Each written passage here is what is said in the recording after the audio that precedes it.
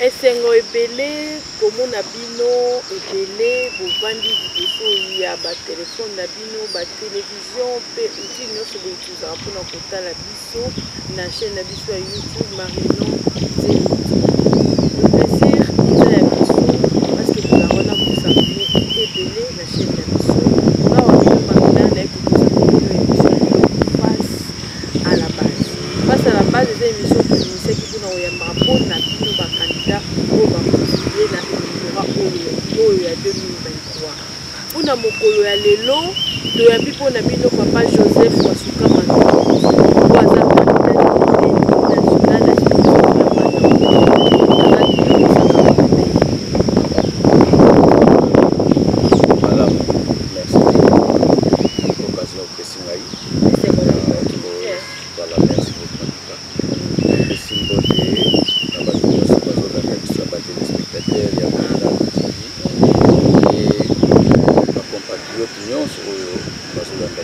national na base na biso lokala tozopesa bango bambote ebele.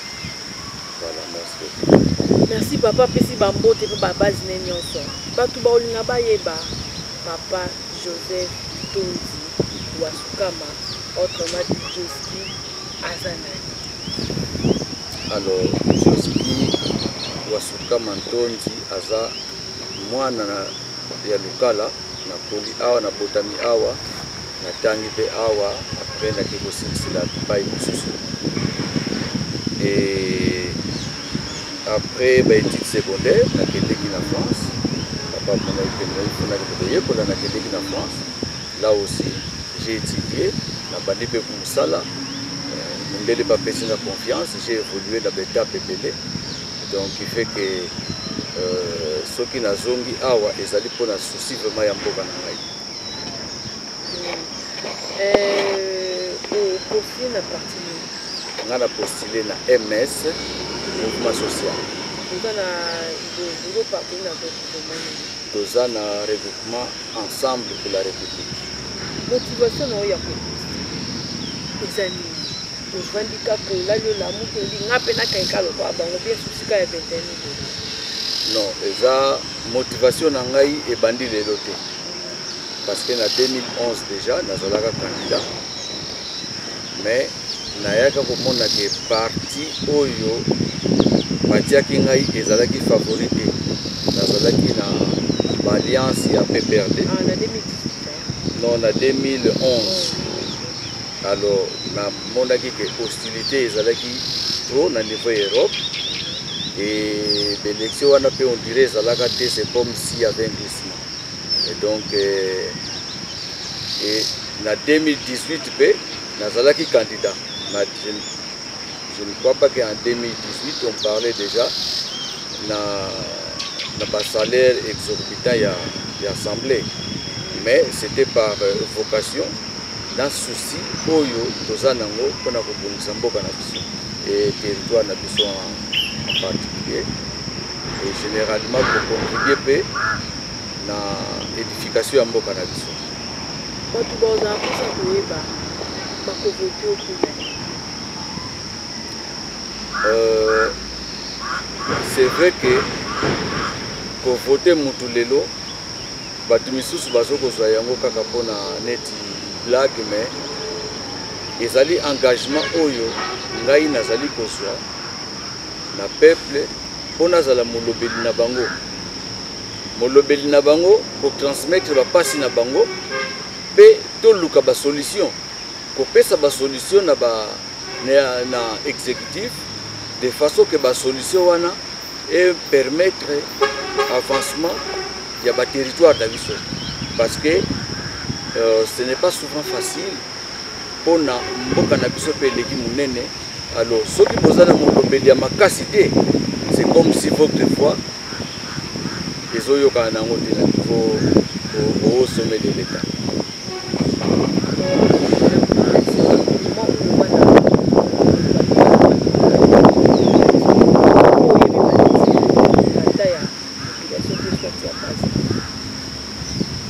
Bon, eza te ke ndenge nakenda na poto ke navandaka kuna ke nayaka te, nayaka en tout cas so na lekisi mbula moko ya mibale fona ya et soki na ye nakutanaka na population pe bosenga ezalaka makasi. Alors nayebi bien oyo population nanga azali nango besoin. Soki pe bavote ngai, je m'engage que nakovanda awa po na bango. Donc tango nyonso oyo ezali ke ya musala nakozala awa. Oyo pe ezali ke ya kotambola nakotambola.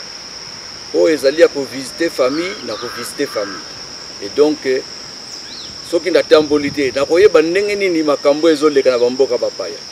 Nakoyeba ndenge nini ke kuna ba méthode s'est changé. Donc il faut natambola. Ceux qui peuvent n'ake ko visiter famille, on est tous de la famille. Ceux qui peuvent n'ailler à la base, c'est toujours ma famille. Mais en tout cas, je vais être à 80% pour la base nangai. Pour la base pour améliorer nini. Et en plus à l'Europe, bon, je vais l'avouer que dans l'âge nangai c'est la comme senior. Hein. Donc vie nangai et ça sous-sous-kunate. Donc, il y a pension, il y a une participation à la non, là, on a bien pension, mais je suis proche. Donc, voilà. Et là, la coquille qu'on mène la démarche, qu'on a bien proprement, parce qu'il y a un désordre. On a ordonné, on a pour lutter pour Namboka, mais on a ordonné, il y a pas une vente.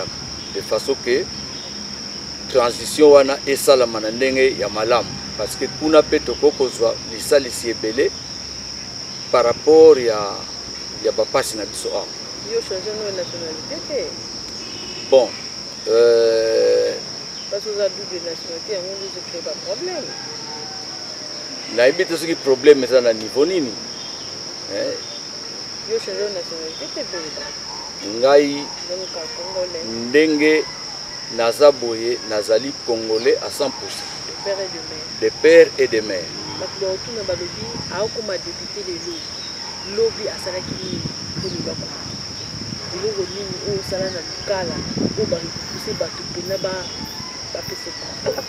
Alors ngana lingi nayebisa peuple na ngai nayebisa bango ke développement ou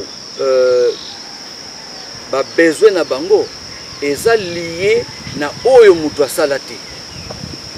Ezali lié na oyo mutu asala te, mais na oyo mutu akoki kosala mpona bango. Parce que kotia mwa di gablo ou osali mwa ba ou bien osali soki nini, ce n'est pas ça qui importe, mais c'est apporter des solutions na ba vrai problème. Et le vrai problème est parce que na Congo Mobimba, na Mboka na biso en particulier, c'est un grand chantier. Il y a beaucoup de choses à faire. Mais les moyens sont limités. Tant que les moyens sont limités, on n'a pas si on n'a pas besoin de bango. Mais tu ne peux pas agir. Ngai na moi salaire na zwaka, ezali pona na lesa famille na ngai, na futi ba charge na ngai. Bon, les sungi peut tout couper ça mais yango te mutu et ça là que na lobake na tongisi par exemple et loko ezali il y a bien commun. Parce que sinon l'état musala na ngoto. Non, le loko to lobake yo zo ba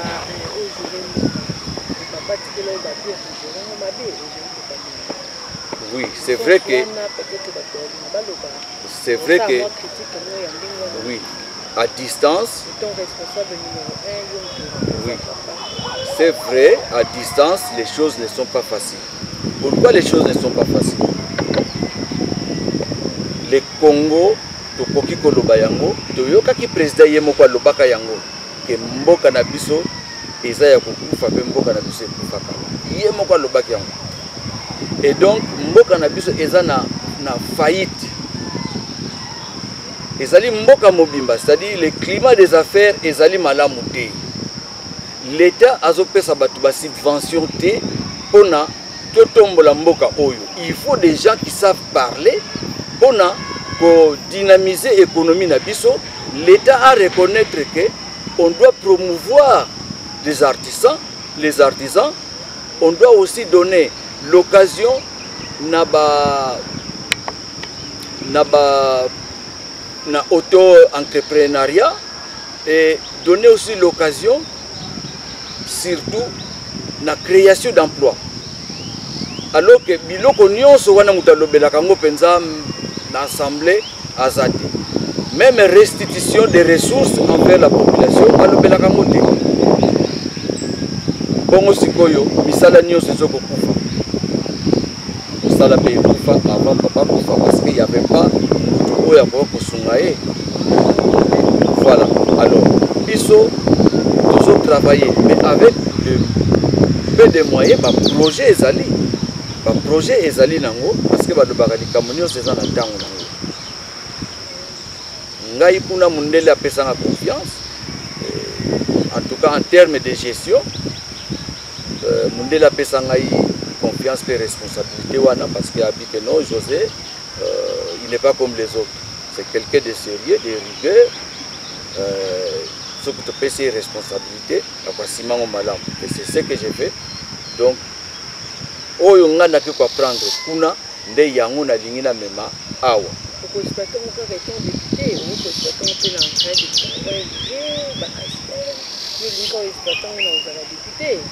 Non, ce n'est pas na kozala kaka député. Parce que là aussi, dans la fondation nangai, fondation Tonzi yango yo oyo et pour accompagner l'action nangai nyonso oyo nazoko kanisa. Voilà. Fondation Tonzi et pour accompagner yango. Donc ezali projet moko de longue date mais ayé que se concrétisé il y a depuis 2022. Donc oyo et pour accompagner biso na osenga nyonso oyo tozoko kanisa parce que pour nangai na yebike je crois vraiment na ba produits locaux. Je crois na ba produits locaux parce que mundele na France sous-sol na bango eza peda riche mais baza na makanisi ya ko développer ba et moli yango pourquoi pas te développer ya biso awa ata manioko na biso na bongo na biso na ba manga na biso pourquoi pas na ba ananas na biso ezo sukela kaka dans la poubelle.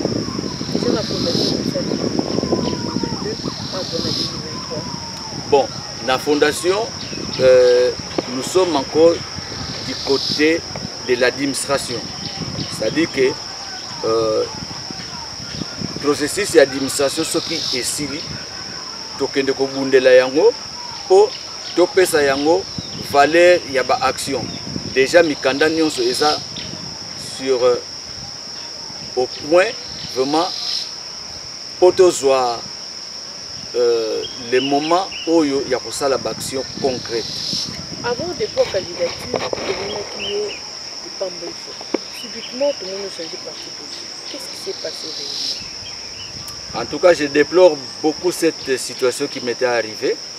Nayaki, parce que depuis 2022 aussi, Nakota na parti Yamboso, parce que je me suis dit, bon, dans l'opposition, on ne va pas s'éterniser à être opposant. Vaut mieux le kola makanisi ya leader na biso ezoko bala na penzate malamu na kota na parti au pouvoir parce que pour na ko aider population na ngai il faut kozala na parti oyo bazoko yoka pe bosenga na ba. Voilà. Alors na kota na parti il y a la CRD, il y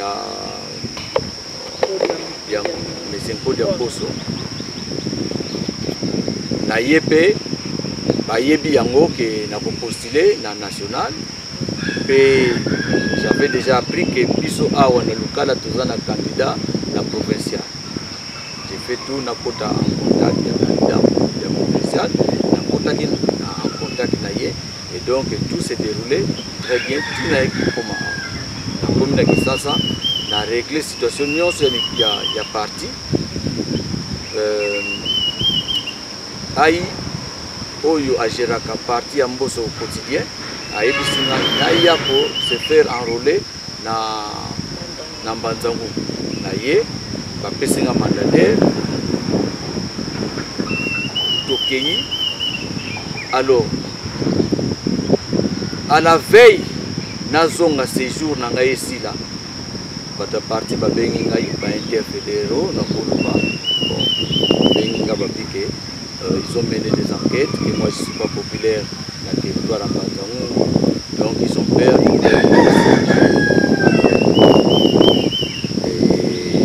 la ligne na loba bakati téléphone dimanche okende na ngai c'était pour que de se faire enrôler. Na komi kuna balobi na ngai il faut parti et ça assurance que ceux qui va enrôler ngai bako futa mbongo. Donc to bengaki mandataire tozaki président ya CENI na superviseur benga mandataire l'adjoint qui dit non batia dossier nanga pembe. Comprendre que le président a signé que non, biso to libo yebisa biso to enrôler ou pas parce que lui doit prendre l'avion ce soir. Non, na lobi kaka botia dossier na yepembe. Abi bon to benga président ya interfédéral. To bengi ye alobi ah bon en tout cas dossier camarade Joski to retenir en côté. Na moment wana il faut na zo avion à 20h. Mais là yaki ko comprendre combine nyonso ezalaki wana parce que Congolais atondaka mbongo te ngai banda kuna na Kisasa ti na komaki awa nazozanga kosunda bango te mais certainement balinga je ne sais pas vraiment est-ce que ezali pona mbongo ou pona conviction na bango ça jusqu'à présent na évité mais il voulait entre autres na foutre la bango barrière baza nango ya ba loyer awa comme na Mbanzangu ya une année passée. Et pourtant, en termes de cotisation, je m'étais mis en ordre la partie. Alors, on a fait ça qui bango promesse, on a dit bon, pour la examen ébélé, on a fait une tranche groupée de façon à aider ceux qui peuvent matériel les alliés, la routine. Et donc, on a fait ça qui parole dans mais qu'est-ce qui s'est passé ces jours-là? Nayoki bango na kanda na bino awa ya CRD samedi wana bazao ke de Kisasa. Et donc tout s'est joué en ce moment na trajet wana. Mais di pas mutaku felaka oya kobikisa yepe azanga raté. Et donc kaka kuna na seni balukela inga solution.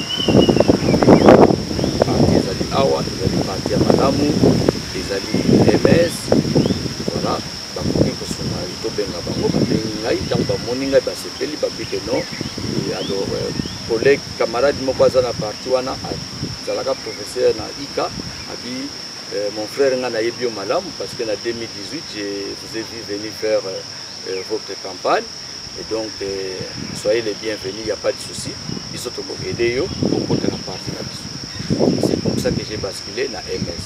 Kuna bayambinga malamu na moni que de l'autre côté il y a la jalousie et ba méfait au nyonso toyoka na Congo et ça parti moko risque. Voilà, c'est comme ça que j'ai basculé dans MS. En tout cas ba autorité hiérarchique ya parti bazo ko encourager ngai baza pe na besoin na ngai nga pe naza na besoin na bango et nzambe ayebi ko canaliser bato ayebi ko soko za ya kotengama soko za na nzambe na yo akokotia yo pe na nzela. C'est comme ça na kotaki na parti wana mais je vous assure que là-bas c'est le social qui prie. Donc pour la locale il faut changer ma cambébélé. Comptez-vous faire mieux que ma prédécesseur ou la badipédition le babi au sein la critique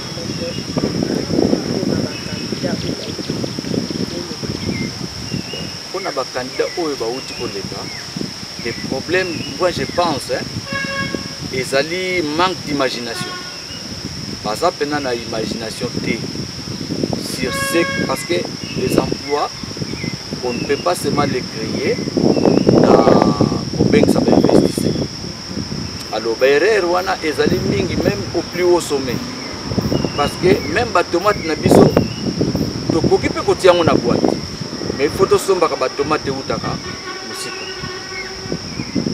Et donc je pense que ce qui créativité et qualité, on ne peut pas vraiment répondre à besoin ya peuple. La lobité qui est basée défaillant ou ce qui n'est mais na koya ko bakisaka ka un peu d'imagination na oyo ngai na mona ke ezanga ka un peu. C'est un peu ce que je peux dire. Faire mieux, c'est ce que nous attendons. Tout le monde attend Imoko Nazali objectif il faut faire mieux. Ça c'est pour l'intérêt de la population. Je ne vais pas venir ici pour ne pas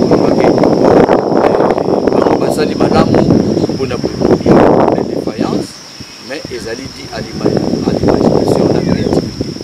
Moi, je vais combiner tous ces facteurs-là au résultat ils allaient payer malin. Vous avez numéro combien? Vous avez numéro 181. La députation nationale. Toza ndenge na uti ko lobake na nazalaki na union sacrée mais nazongi na opposition mais ezali peut-être mokano ya nzambe mutelingi naza na opposition parce que c'est vrai que Batouana ata tutikeli bango 30 ans plus tard na mode de gestion na bango les choses ne vont pas changer. Donc vous êtes d'accord que la gestion ya naza d'accord parce que il y a des gratuité enseignement, gratuité à maternité, à cette base-là, à cette macambé, il y en a 145 territoires, tout ça, il y a d'accord dans le pays. Na habité na local na 145 territoires qu'est-ce qu'on bénéficie. Pourquoi les territoires c'est pas université, mais na Banzangu ezali. Na Banzangu bon ce que ezali ba konso ba école, ba zotunga bureau ya territoire. Ezali kaka ba gouttelette d'eau dans l'océan. Ce n'est pas ça qu'on va tout que l'accès Moussapeke. 5 ans de gestion, tout ça l'école, là, tout ça l'école. Il y a ma priorité les alliés épelés. Il faut encourager dans Zela Wana. Mais la kin est allé trop. Parce que vaut mieux qu'on ne pas à pas que qu'on dans la précipitation. Président Nabino, candidat président Zamani. Candidat président Ezali Moïse Katumbi parce que yé mutandima qui pour secourir MS dans le moment où Union Sacrée a rejeté Kibiso.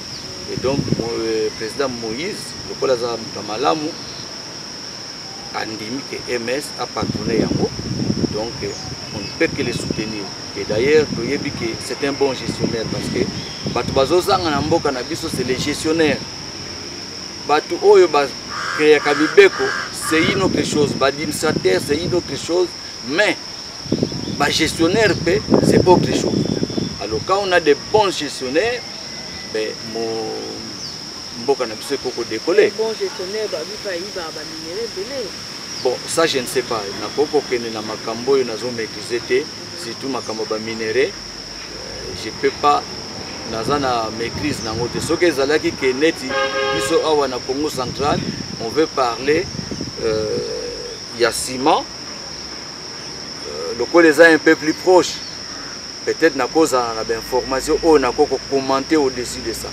Mais là vraiment nazali na idée mon côté par rapport à ce qui est dit parce que tous allez peut champion pour déformer l'information à Wana Congo. Donc c'est un peu difficile pour nous commenter ce sujet. Les deux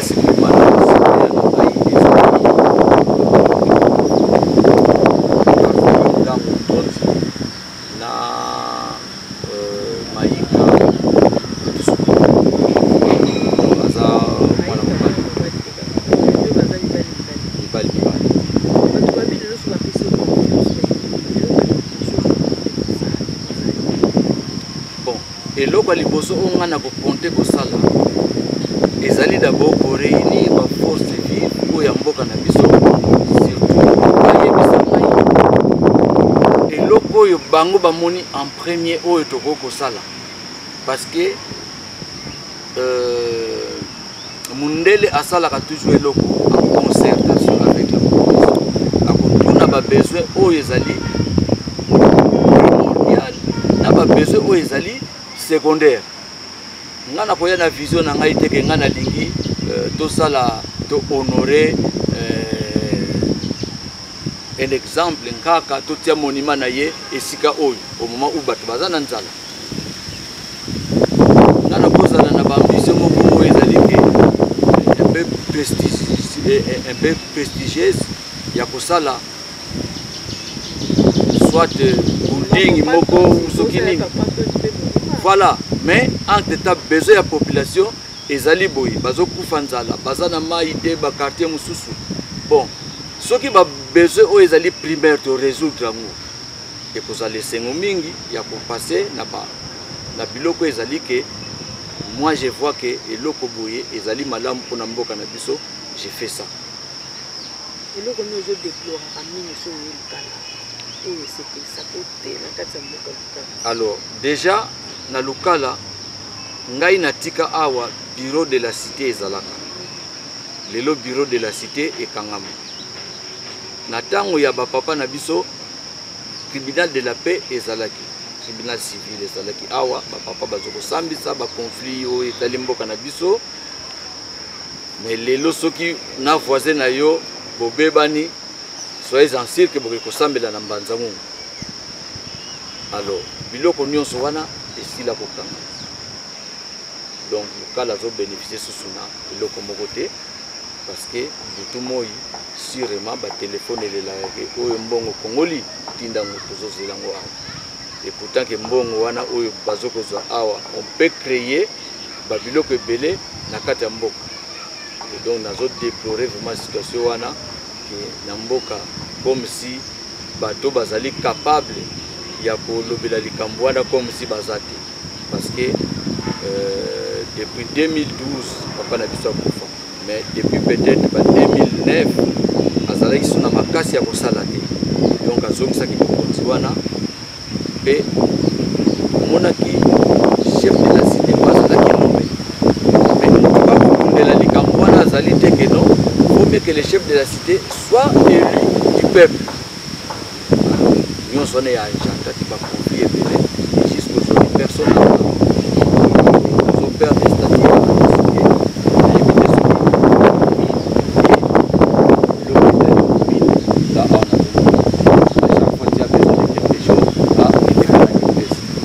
on a besoin de sopa kuyana en tout cas koto yo iloko wana ipese kaka isoko pesa na mingi.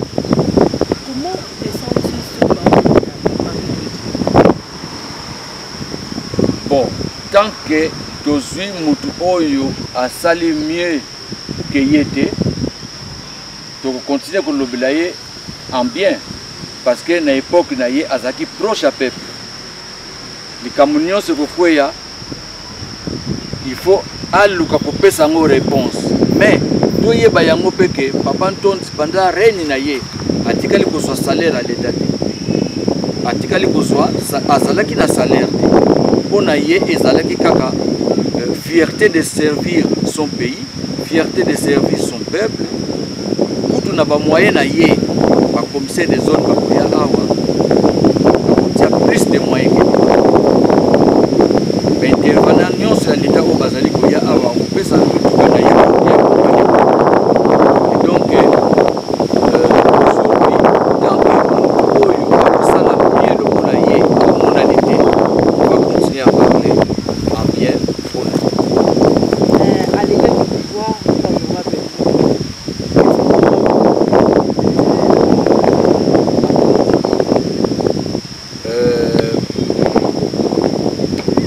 Peut-être que ça va conseiller peut-être pour n'engager la colle il est bas. Pour l'instant, non na commune na Pongana te parce que à côté na politique ya kolobake ye aza député national likambo boye taliete likambo boye taliete et rôle na ye zalika ko fouter ba loi contrôle exécutif pour légiférer yazo mona ka ba point wana quand loi oyo ezali en concordance na souffrance à peuple. Exemple na kopesa eza pona yete mais d'une façon générale. Mon colonie ni va pour voter c'est loi oyo ezali que aucun citoyen congolais a la sans ressources. Parce que tout le monde a pourquoi les phénomènes communs? Mais nous devons vivre sans ressources. C'était Bambo Kanabiso Mbongo Zanango. Si on est bien organisé, malembe, tu peux créer un mécanisme où il faut la paix que Moutou a la même atteint un minimum vital. Mais ce qui est organisé, il y a 10, 100 ans. Donc rien ne se fera. Ce temps tout cela qui va petit vieux au bazaki comme bien en la salle à chômeur américain. Tu dois comprendre en côté. Mais tant on a voyagé, on a que oui effectivement les chômeurs va foutre à Kabangopé. Parce que ce qu'on fout les chômeurs, voilà. Mais est-ce que la loi wana va se créer? Non. Va se créer. Donc vous pensez faire mieux que ça? Ben oui, il faut que le bela makambouana. Il faut que le bela yango soki na uti kisasa ti na koma na lukala wana monaka. De kutua pano pe akala couleur mabe.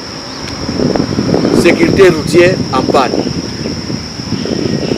Limitation de vitesse et salité. Signalisation et l'autre côté. Même dans kata kisasa soko koti. Mais les gens ils circulent comme des moutons. Tozo yebate, ils n'ont pas d'imagination que comment réguler la circulation. Tous les années c'est toujours pareil. Et ça s'empirer. Mboka ville Mombasoko Tangi, je ne crois pas qu'il y a plus de 5 feux. Mais bah fait, si on a pas croisement, c'est ça très important. Ça coûte combien pour investir par exemple là-bas fait des signalisations, ça coûte combien? Mais est-ce que les gens au bazar na pouvoir rien.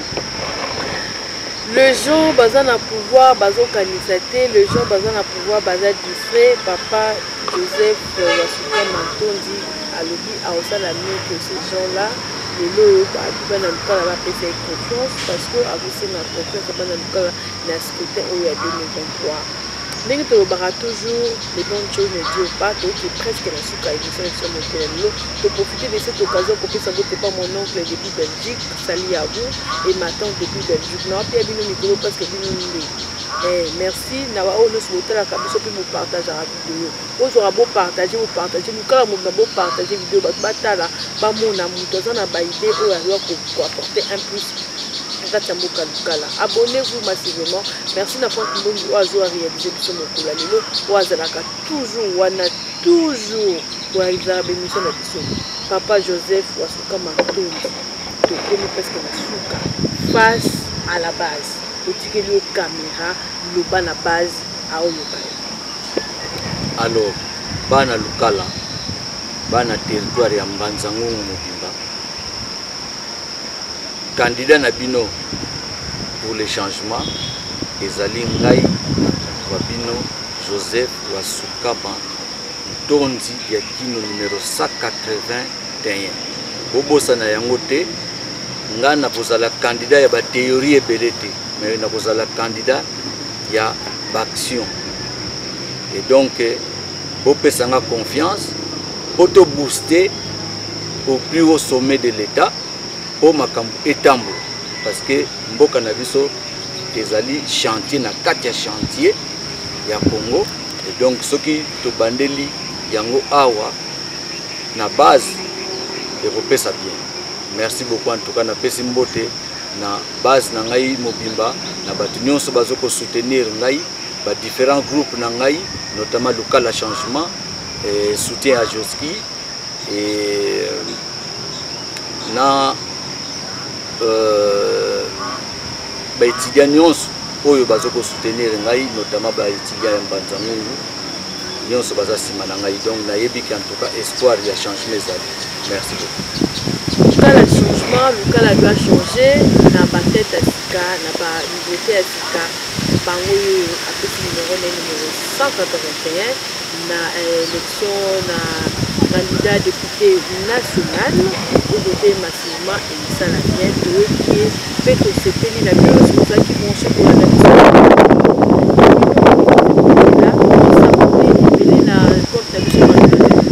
la numéro est affiché à bas écran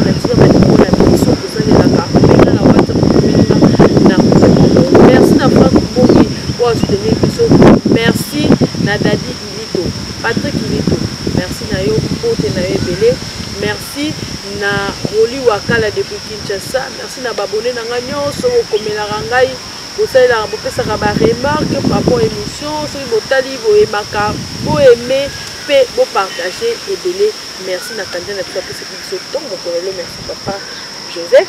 Merci. On peut se sauter, bonne chance parce que tu as dit que l'élection est là, bonne chance d'ailleurs. Merci beaucoup. Merci beaucoup à nos téléspectateurs de Marina TV. Marina Nzebo TV. Merci à Franck Mbongi qui a réalisé Rabisso. Merci à Franck Mbongi à Montara. Amity service, hein, Franck Mbongi, n'a pas taillé, hein, Franck Mbongi, multi service.